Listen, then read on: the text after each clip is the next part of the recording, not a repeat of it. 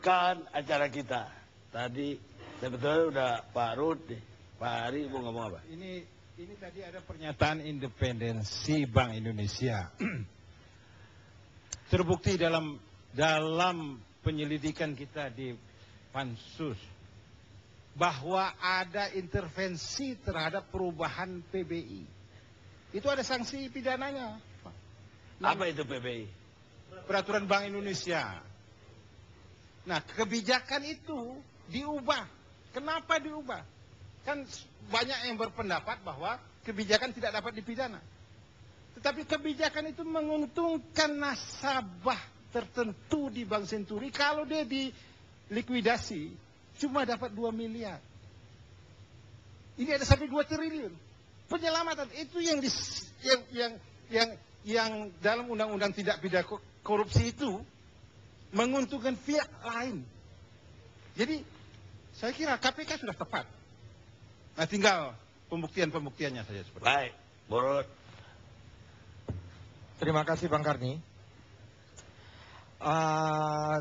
Tegas, Bapak Presiden sudah menyatakan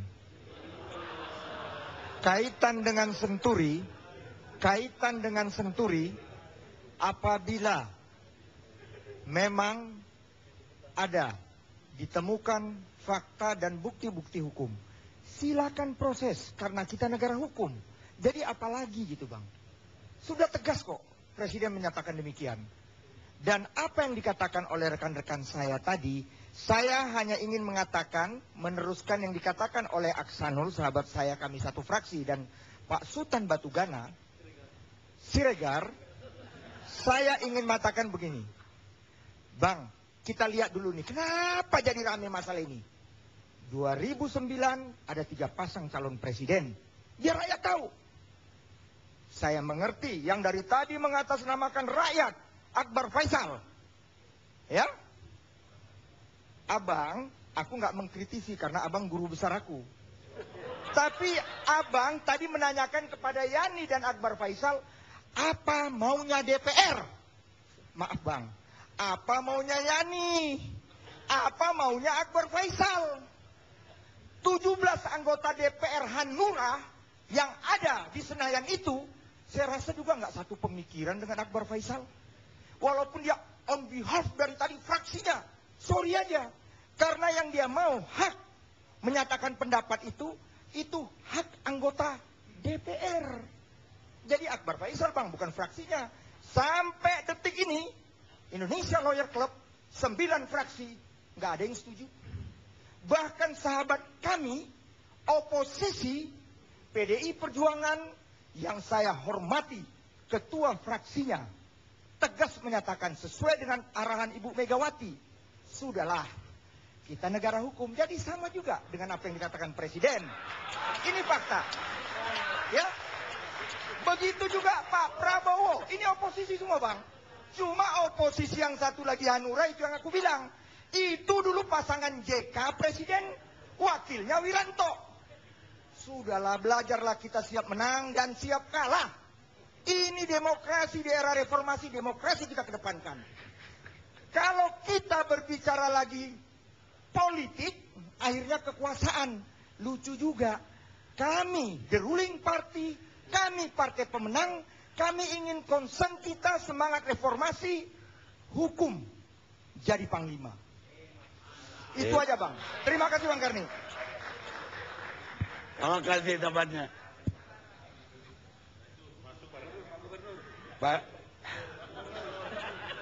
Pak Sultan bikin apa lagi hari ini? Jadi rame di negara. Begini Pak Karni, inilah nasib kita ini. Ini fitnah jadi makanan sehari-hari. Saya nggak menyatakan, tidak pernah menghina orang. Itu yang dimasukkan setelah dua hari dialog saya. Ada orang yang menyebarkan itu. Akhirnya terjadilah ini. Makanya saya terus terang saja, saya mohon maaf kepada seluruh rakyat Indonesia ya, yang nggak nyaman dengan kejadian ini. Tapi pada prinsipnya saya sama sekali tidak memfitnah siapapun, apalagi yang namanya pemimpin-pemimpin kita masa lalu, terutama Gus Dur. Itu yang mau saya sampaikan. Jadi tidak benar Pak Nggak ada sama Sultan sekali. menghina Gus Dur. Insya Allah memang ajaran agama kita menghormati semua orang, baik yang sudah almarhum maupun yang masih ada. Kan kita harus hargai semua, kan begitu. Itu ajaran agama. Itu yang saya sampaikan. Mudah-mudahan ada manfaatnya klarifikasi saya ini. Saya berharap begitu. Insya Allah, insya Allah. Dan juga berharap semua dihadapi dengan kepala dingin. Amin, amin. Cuma ada yang heran saya. Pak Sultan itu berapa bulan terakhir ini rajin turun ke Sumatera Utara. Marga pun udah dipasang, Siregar. Bagaimana mungkin Partai Demokrat tidak memilih Pak Sultan jadi calonnya? Kalau wajah segala macam, bolehlah. Tapi kalau, ya betul saya, yang dipilih Effendi Simbolon. Tapi soal penetrasi ke bawah, saya kira Pak Sultan lebih dasar. Pertanyaan cerdas. Kenapa nggak dipilih oleh Demokrat? Saya akan jelaskan. Awalnya, ya, Partai Demokrat cenderung mendukung non-kader. Saya yang mengatakan kepada DPP, jangan mendukung non-kader. Kalau kita dukung non-kader, menang saja masalah, apalagi kalah, bubrah barang itu. Kan begitu. Jadi DPP bilang, orang di sana nggak ada yang muncul. Saya turun, saya bilang. Makanya saya turun itu Pak Karni. Inilah pengorbanan saya kepada partai dan kepada rakyat Sumatera Iya, Utara. saya yakin kalau Pak Sultan yang dipasang, Effendi Simbolon lewat. Kayak Rubat Arab, apalagi tewas. Enggak lah Pak. Bagaimana Enggak, bisa Pak. Janganlah diganti? sampai ada yang lewat ataupun tewas Pak. Makanya saya nggak dipasang. Kalau saya dipasang ada yang tewas, rugi bangsa negara ini. Bagaimana juga itu pesaing-pesaing itu adalah saudara. Dan mereka adalah pahlawan pembangunan Sumatera Utara. Baru saja jadi balon, udah mengeluarkan biaya. Termasuk saya. Tapi yang dipilih, yang saya katakan, sepanjang itu kader silakan. Saya diusulkan 2 nama. Satu saya, satu Amri Tambunan. Tapi diputuskan oleh DPP, Bang Sultan, kata Pak Anas, lebih baik di Jakarta saja, bagi tugas.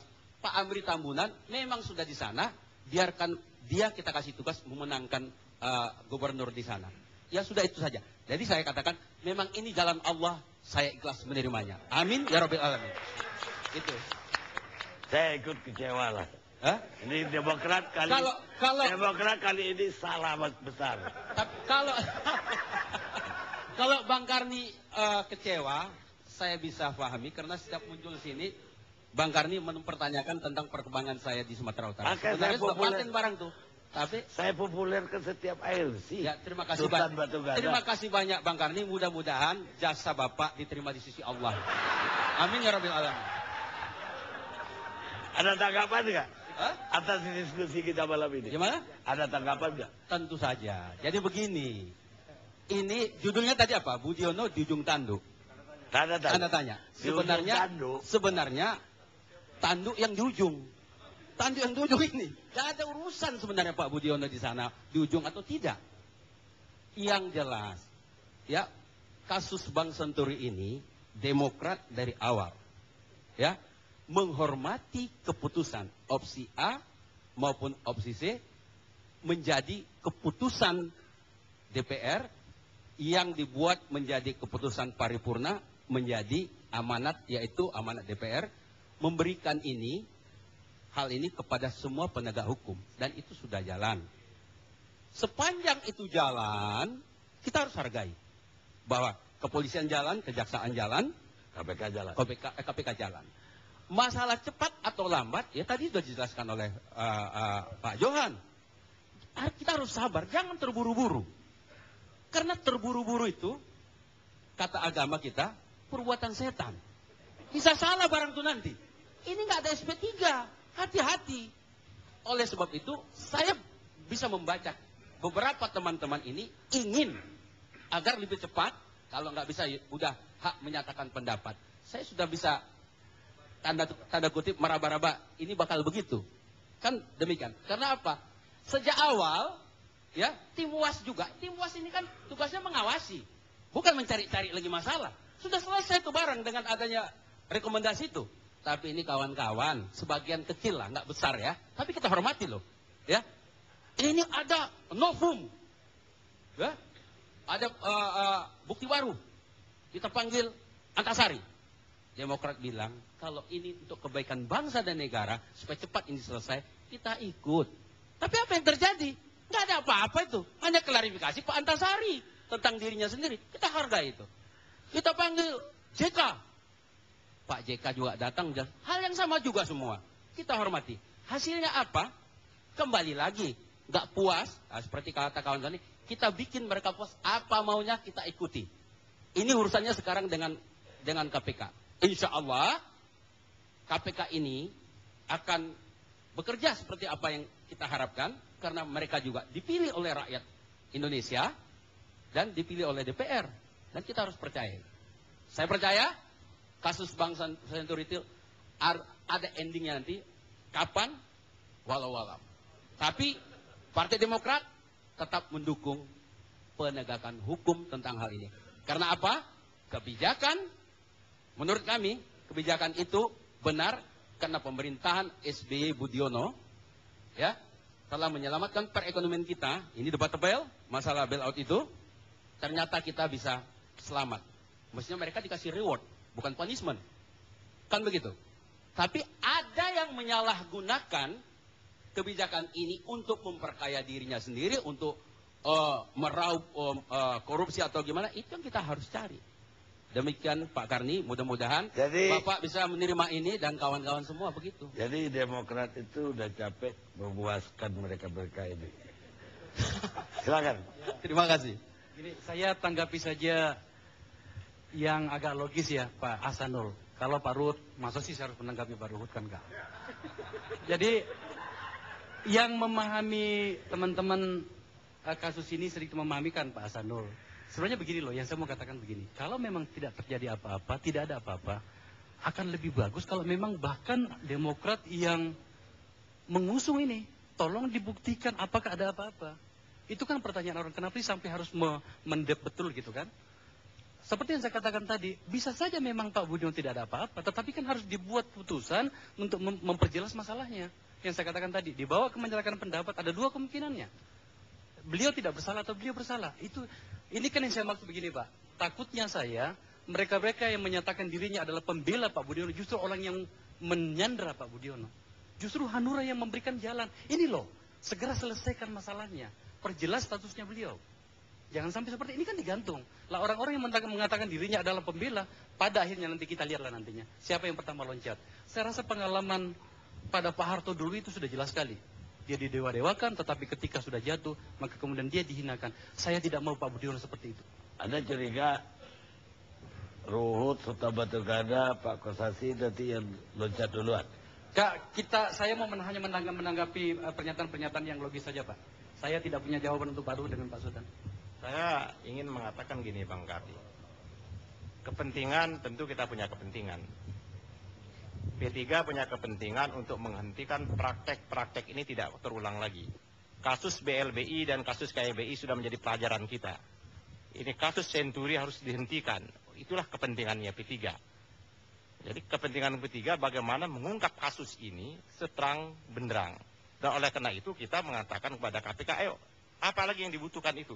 Dan menurut kita, proses Senturi ini sudah terang benderang. Tinggal KPK untuk melakukannya.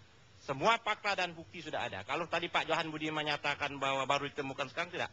Proses audit investigasi itu ditemukan pada periode kepemimpinan KPK Jilid 2. Itu ditemukan pada kepemimpinan KPK Jilid 2. KPK Jilid 3 menemukan hasil audit lanjutan. Jadi sesungguhnya ini persoalan ini terang benderang, tinggal kita menunggu langkah berikutnya oleh KPK. Jadi kalau kita punya kepentingan politik, tidak mungkin tidak punya kepentingan politik. Lembaga itu adalah lembaga politik. P3 ingin mengawal ini. Tim UAS dibentuk ada untuk mengawas. Pak Sultan Batu Gana di sana kita mengawas apakah jalan ini benar atau tidak. Oleh karena itu sesungguhnya KPK juga ada pertanggungjawaban. Ini undang-undang KPK ini problem yang belum pernah dilakukan juga oleh KPK. Di pasal 20 ayat 2 huruf B, huruf A, sesungguhnya KPK itu wajib audit terhadap kinerja. kinerja jilid 1, KPK jilid 1, KPK jilid 2 belum melakukan audit kinerja. Oleh karena itulah komitmen pimpinan KPK jilid 3 untuk melakukan audit kinerja. Sekarang kita minta pada BPK untuk melakukan audit kinerja. Ketahuan nanti siapa yang bermain di balik ini sesungguhnya itu. Baik, kita rehat sejenak.